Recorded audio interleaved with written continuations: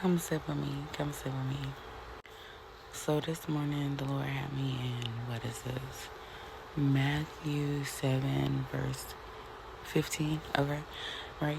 And basically, like I've told y'all before, like, you'll know somebody by their fruit. Ask God to help you discern their fruit, right? Well, today he brought me to a whole different perspective about the fruit that he's been talking about.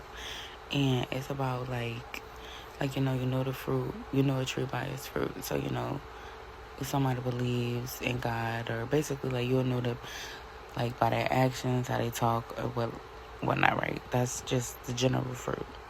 But in my study Bible, because sometimes you gotta dig a little deeper, it says that fruit does not only refer to deeds but also to doctrine. So I'm over here like, okay, Lord, that makes a lot of sense, because there's a lot of believers who think that they are, like they have fruit. They're like, oh, I'm well off. I take care of this. All these things, right? But the reality is you can be exuding wickedness and thinking that you're producing fruit. For example, from Matthew 15, verse 20 says, hold on, I'll just turn the camera around.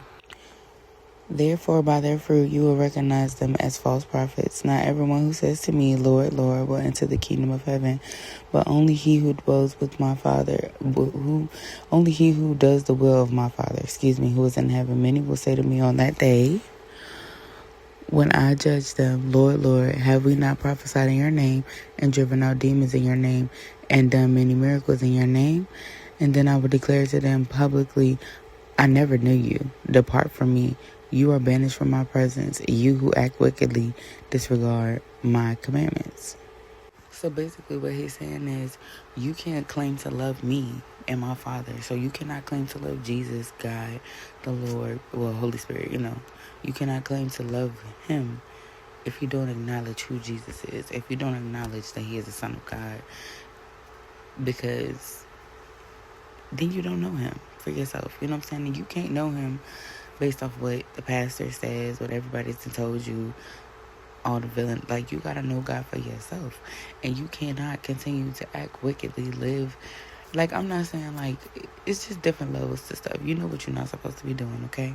So it's like, you cannot continue to live in darkness and claim to live in the light and claim to know God and claim to be a reflection of God, and you're living in darkness. Okay, and that is for however you take it, however you take it. I'm just the messenger. I love you and be blessed.